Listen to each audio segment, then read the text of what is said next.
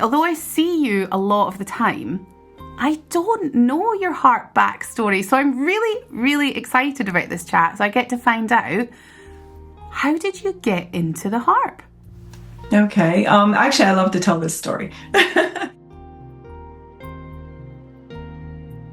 Play the first couple notes of the song and play the last couple notes of the song, and you know, maybe play a few things in between. Yeah. I think just getting the harp is my highest point. and knowing that I can play it, and knowing that I have it to play every day, and that it's something that I can just sit down and enjoy. Recently, you know, the intermediate classes have been just wonderful. I mean, I'm learning things that I didn't know I needed to learn. But you know, the community, I just love the community, and I love being able to sit down on Sunday afternoons and know that I'm going to see you and the rest of the group and learn something new, or have a concert, or learn from a new host that you have. Those are my favorite parts. Welcome to the How to Harp podcast, where your harp and your journey are always front and centre. I'm Heather Downey, harpist and founder of How to Harp, your online space for expert guidance and endless inspiration. Each week, we are here to empower, inspire, and encourage you, whether you're just beginning or many years into your harp adventure. From chats with world-class professionals to real stories from everyday harpists to practical tips you can use right away. This podcast is all about helping you feel happy, confident, and fulfilled with your harp.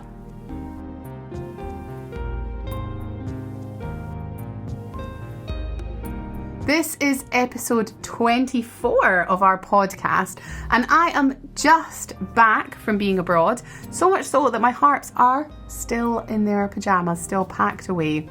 But we are here with a podcast episode for you, and today I am joined by June Epp for one of our regular learner harpist interviews.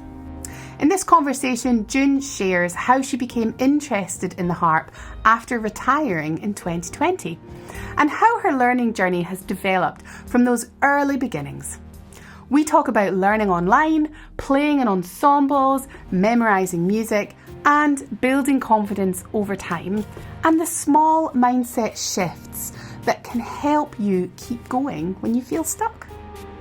We also discussed June's experience as a very active and enthusiastic member of How to Harp, where she regularly takes part in Sunday sessions, practice performing club, member concerts, community events, always engaging fully and contributing so positively to the group. So thank you so much, June. Let's jump right in. Hello, June. How are you doing today? Hi, Heather. It's so nice to see you. Oh, it's great to see you too. Although I have to say, I see you a lot because you are on our live events loads, and when you pop up, I'm like, oh, there's June, frequently making the co-host to let people in. So we do see you a lot, but it's nice to have a one-to-one chat. Yeah, this is really nice. I'm looking forward to it. Yeah, me too. I can't wait. So let's jump right in, because I actually, although I see you a lot of the time, I don't know your harp backstory. So I'm really, really excited about this chat. So I get to find out, how did you get into the harp? Okay. Actually, I love to tell this story. I retired from my job in January of 2020. And that was obviously, of course, right when COVID came about. And I had a ukulele that belonged to my dad, and I played it as a child. And I picked that up and I restrung it, and I started taking ukulele, and there was a ton of stuff on the internet for ukulele. And I played that for about a year, and I ended up with 13 ukuleles as a result. and anybody that's seen my other background sees my ukuleles hanging on the wall. And so about a year into that, and a year into COVID, I started to get not bored, but looking for something else to do. I've always done music as a child, um, not too regularly as I was employed, but I had a keyboard, so I played some piano, so I knew how to read music, things like that. And when you play the ukulele, sometimes it doesn't sound pretty. It's really not that easy to play, and it doesn't really sound good. And a lot of people think it's a toy. So I started looking for something that sounded prettier, and I thought, well, the harp sounds really pretty, and it's a stringed instrument. And so I started looking on the internet, and I didn't know anything about the harp at all, not a thing. And I had no desire as a child to even play one. And I just fell in love with the way they sound. So I went the cheap route, and I went looking on the internet for an inexpensive way. I had no idea how much harps cost. And I bought a little 15-string Acklot harp off of Amazon, and it's a very, very pretty little harp. And I thought I could get away with that. It has no levers. And the funny thing is when it came with green and red strings. I had no idea that there was supposed to be black or blue or blue and red. And I don't even know if they were on the right strings, actually. And I started playing it, and obviously it didn't cooperate, and it was very difficult to play. I thought I could get away with it, and the more I did some internet researching, there was not a whole lot available at the time in 2021, and started to research it and realized the more people I talked to said, you really have to learn on a full-size floor harp.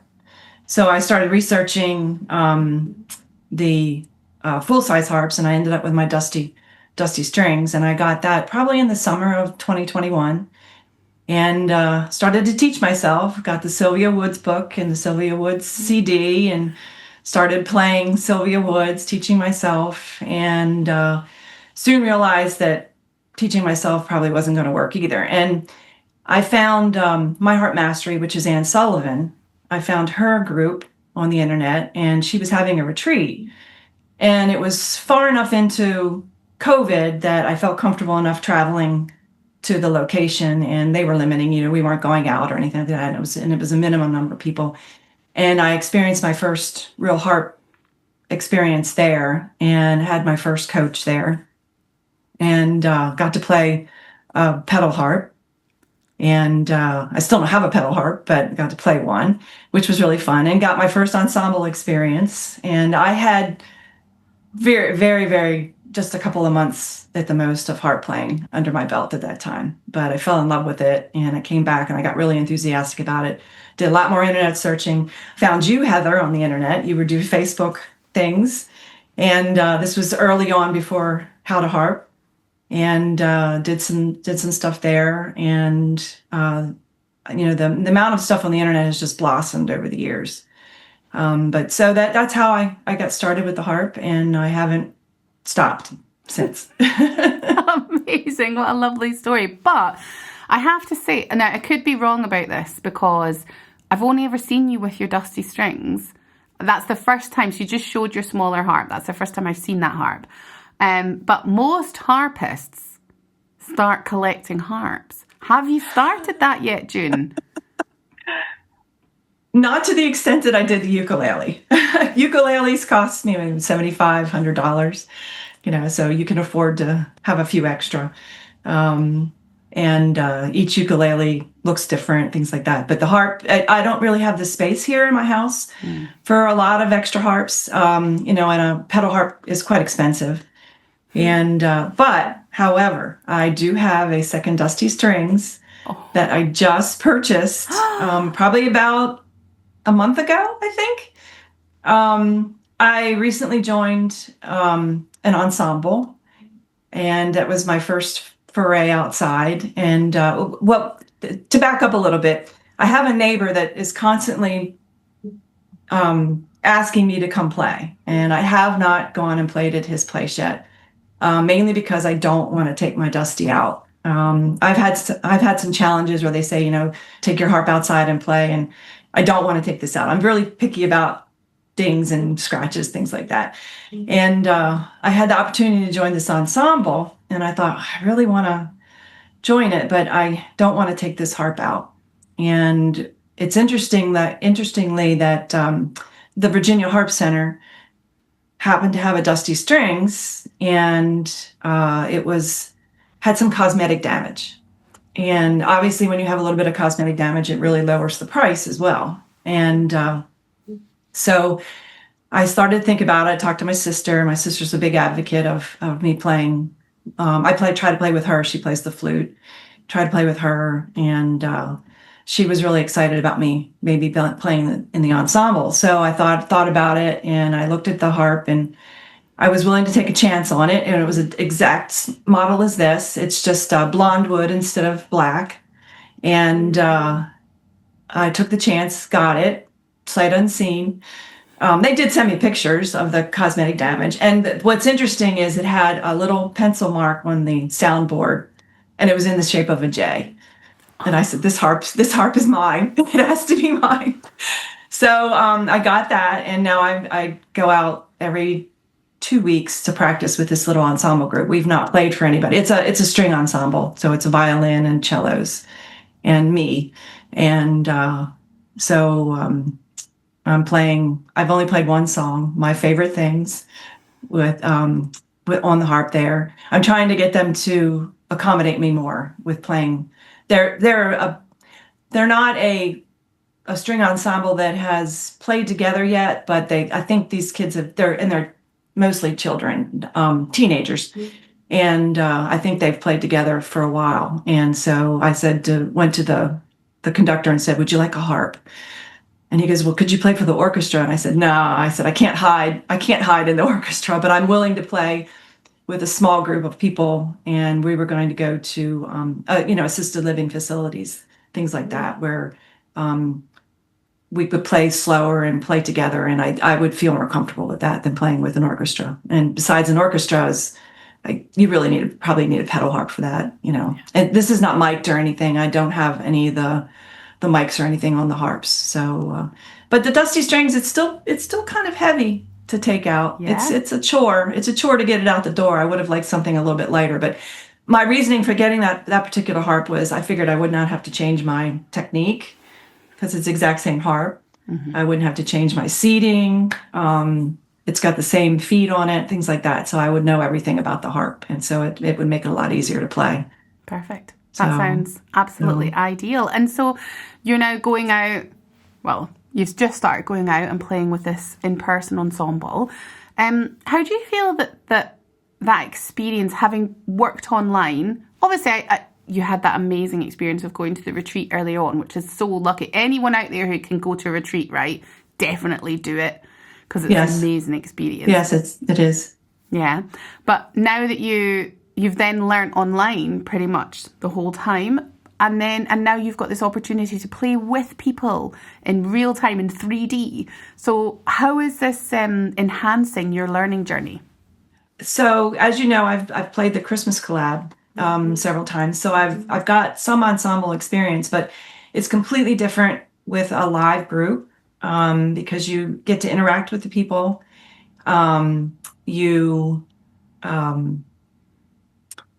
You have to take cues from people, and playing in an ensemble is actually very, I think, pretty difficult for me right now. I really have to only play what I can, and you have to practice with the metronome. You have to keep that timing going, and you have to play past all your mistakes as well. You make a little tiny mistake, nobody really cares, and well, obviously the group cares because the group wants to play as best as they can, but you just have to get past that and realize that people aren't going to remember that you played, a few mistakes. Especially in an ensemble, there's other people that are playing that have your back, and so it's for enhancing my experience. I'm really glad I did it. We haven't played anywhere yet, so I don't know how it's going to be when I actually have to play live for a group of people, but it's been really fun. The other enhancement has been the group is not equipped for playing with a harp. And so all of the music that the conductor has is all made for violin, is all made for other stringed instruments. And so I have to take the pieces and try and figure out how I'm going to play with them.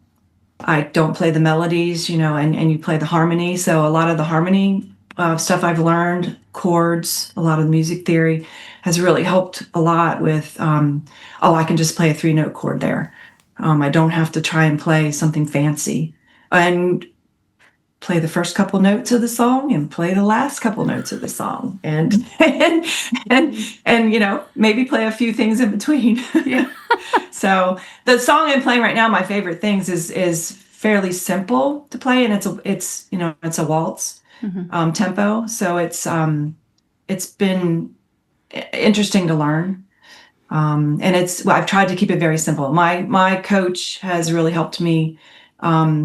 She's helped me figure out, she knows what I can play. And she's belongs to an orchestra in Houston. So she knows, the orchestra life. So she knows what to anticipate and where to stand my ground when can we just play it a little bit slower? I can't quite play as fast as you guys can play the violin. So, things like that. So it's been fun. I'm really looking forward to playing more than just one song. Of course. Yeah, that sounds great. What a lovely experience. Well, we do have a bit of your solo playing that we're going to share. So I think it's time for us to listen to a little bit of music. We're going to play this. And this has been chosen. You sent us a few songs, and this was the choice of your husband.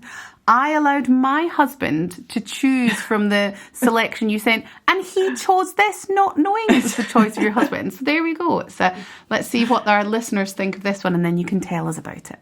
Okay.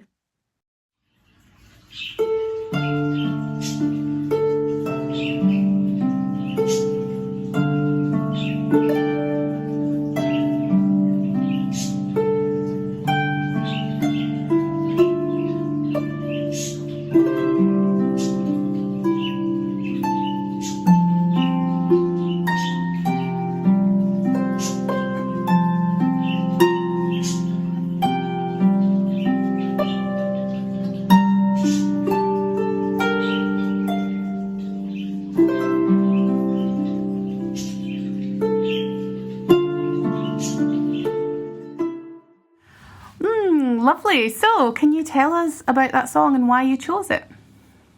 Yes, that is the Reigns of Castamere, and it's the Lannisters song, and it's from the Game of Thrones. And I chose that song. I fell in love with it. I love medieval sounding things, and both my husband and I are Game of Thrones. We love that series. So I've been trying to play things from that series. And that's a more recent tune that I just started playing this year. And it is my first foray into memorization. I finally decided that I would try and memorize things because it really helps with playing the music. I'm probably not playing it memorized in that clip because you can probably see me reading the music, but I've played it more recently where it's almost completely memorized now, and it does help me play it more fluidly, and you get a better understanding of the music and the chords and to anticipate, and also you also realize when you're playing it, hey, I'm not playing it exactly the way it's written, but it still sounds good. Mm-hmm. So it's the memorization part is I didn't think I could memorize, and I've since then learned that it really helps a lot. I take online piano lessons as well. Mm-hmm. I belong to a piano group for online, and I recently learned from them how to memorize, and I applied it to the harp, and it's been a great thing to have tried. So I recommend it to anybody if you can try to memorize. It's I don't play from memory. I like to have the music in front of me, but it does help you put the music together better and make it flow better. Brilliant. That's some great advice. Thank you so much. Thanks.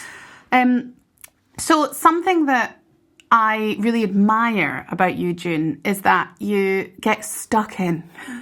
You've been with us in How to Harp, but you're someone who is at the events, you're at the practice performing club, you're sharing a piece of music, you've shared music that's work in progress, you've shared music that's finished, you share music that's from different genres, you're there to comment, you're there to contribute, and you're really part of the community.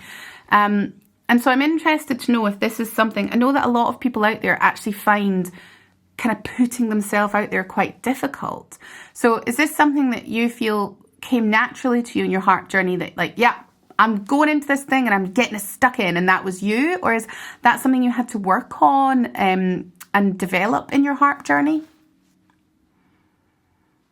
From a presentation standpoint, I used to have to make a lot of presentations as part of my job. And so I kind of learned how to present, and also learned that, you can make mistakes and you live through them, you don't die. Music was a little bit different for me, because it was putting myself out there with something that I was not an expert in. In my job, I was an expert at what I did, but I'm not an expert at harp playing. And but I did it the first few times. Ensemble has a fifth Monday musicale that I learned to play at, and I just took the risk, and I'm still here. I'm still playing, and I think that's one of the things I was going to recommend, is that I try to take every opportunity I can to play. And all the online stuff allowed me to, just stay in my home and be comfortable and play from this vantage point. And like I said, I've had a neighbor who has requested that I come play. And now that I have this other harp, I probably should go play for him. And I probably will venture out a little bit more now than what I used to. But I still find the comfort of my home helps a lot with being able to play and being online. Not in At Christmas time, my sister comes, and my husband, he's always listening to me. I'm always in the background. But if he comes in the room and I start to play, he wants me to play, I freeze up like everybody else does. So I still have those moments where when you try to play with somebody else, it's frightening. Of course. I think we can all relate to that. Everybody out there will be saying, oh yeah, I can absolutely understand that. But it's so great that you put yourself out there. And I know that you inspire a lot of other people by doing so. So thank you for doing that. Thank you. Thank you. So thinking about, we've talked a lot about what's been in the past of your harping. What's for the future? What ambitions do you have for your harping? What's the next step for you? I just told you about the ensemble. And so that is something I had not planned on at all. Getting that second harp really helped me get out of the house.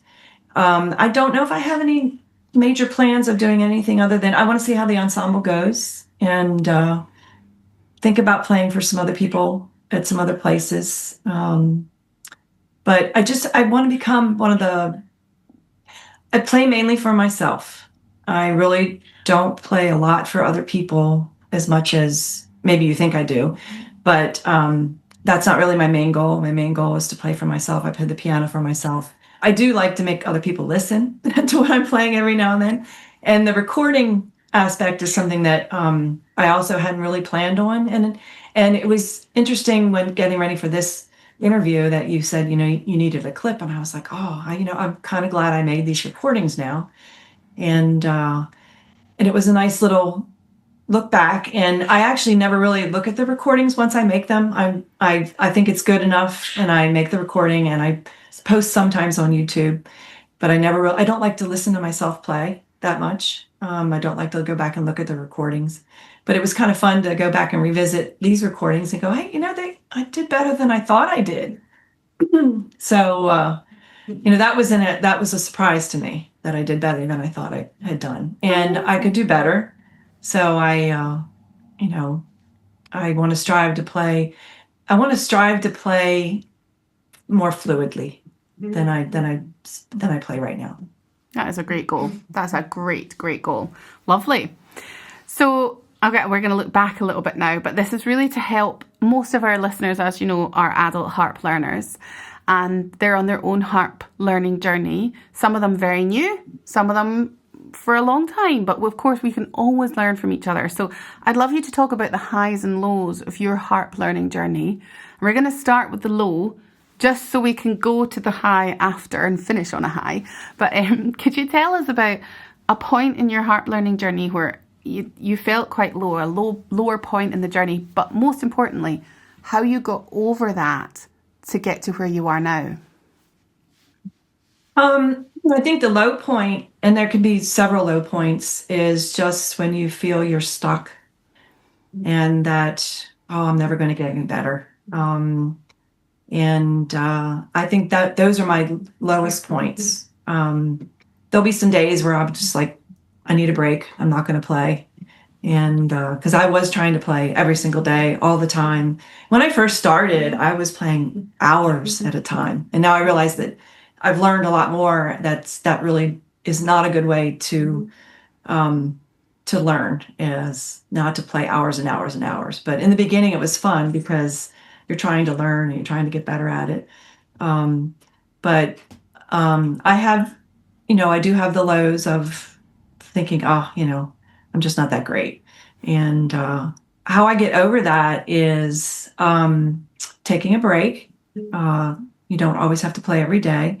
I find myself fortunate because I have different instruments that I can go to. I have the ukulele, I have the piano, I have the harp. And during my day, I will cycle through them.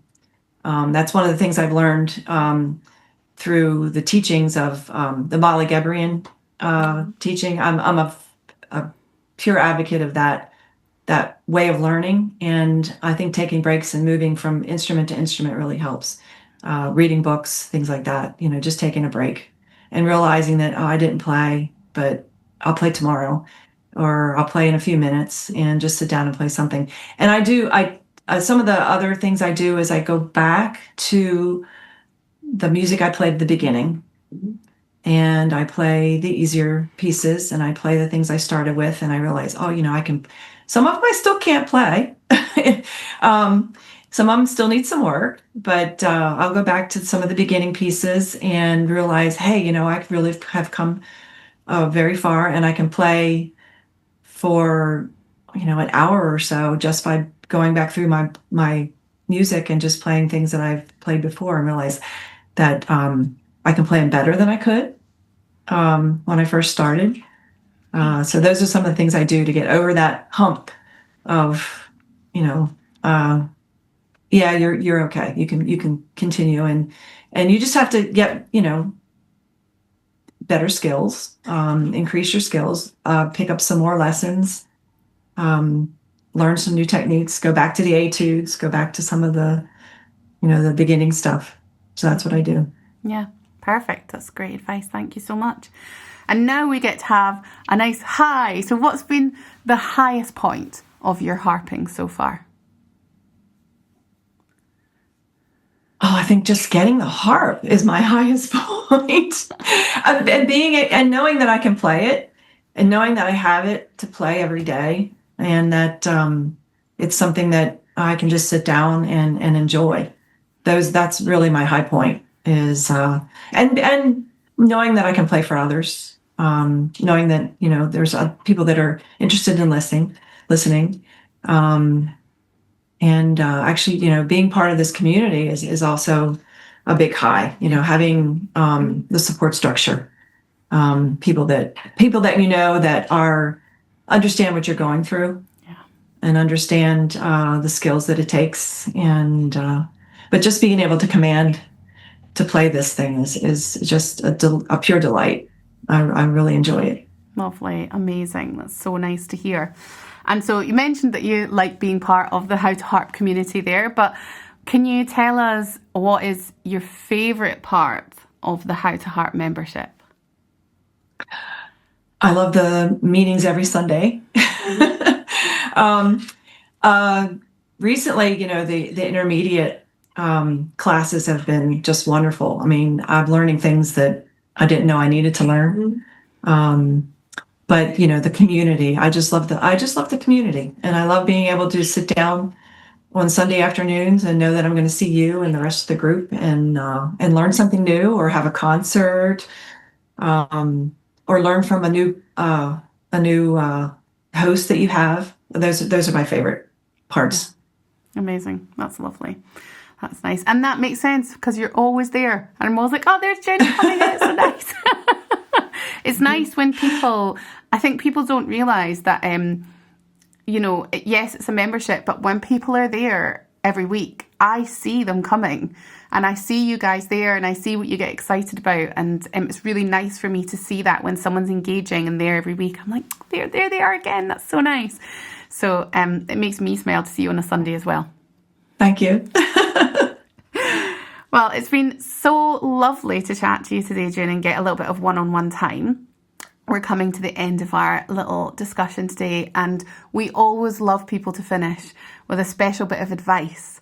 So can you tell us what's your one piece of advice that you would give to harp learners out there?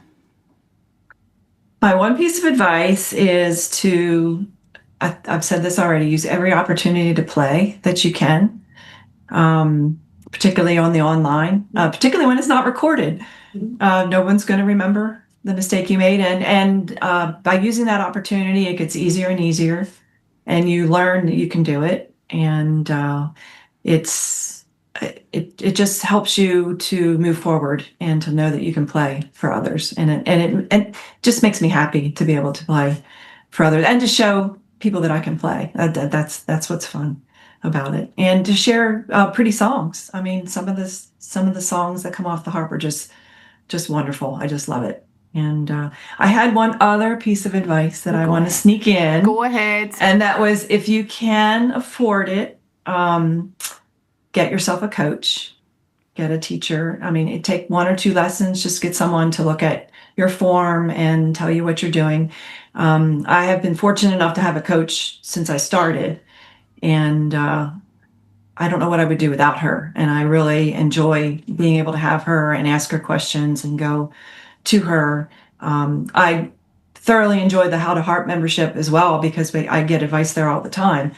But having an individual come and teach you, not come and teach you, I do it online, but and someone that knows me and knows where I need to go next, that's very, very helpful. I just really appreciate having a teacher. Absolutely. So if you can afford it, get a lesson. I completely agree. I'll just say, since we're talking about this, that the How to Harp membership is obviously wonderful, an amazing resource, but you really can't beat having a one-to-one lesson where someone is looking at you, looking at your fingers and giving you feedback. It is something, of course, you can book within the How to Harp membership. And like you say, not everyone can afford it. So if you are out there and you're thinking, oh, I can't afford regular one-to-one lessons, you could get a one-off. You could get, with the right coach, you can get a lesson every quarter or even every 5 or 6 months and still get so much from that opportunity. But if you can get someone to look at your hands and give you feedback, to look at your body and give you feedback on your seating position, you really can't beat that. However, if you can't afford it, we do have the power hours included in the How to Harp membership where you can get my eyes on your playing. Because it is so important. When you're learning online and watching a video, you might think you're doing what you see in the video, but you never really know.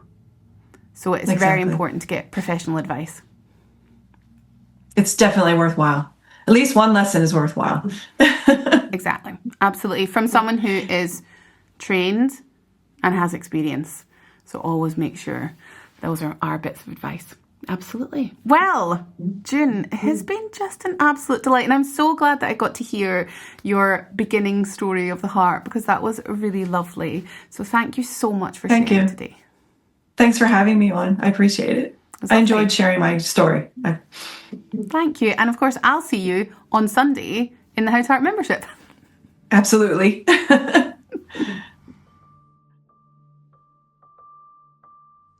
A huge thank you to June for joining me on the podcast today and for sharing her harp journey so openly. I really hope you enjoy hearing the stories of real learner harpists and that these conversations are giving you inspiration and encouragement in your own learning. Next week's episode is a solo episode with me where I'll be sharing a harp tip to support your harp journey. So I hope you'll join me for that. And if you enjoyed this episode, please like, comment, subscribe and share it with a harp friend.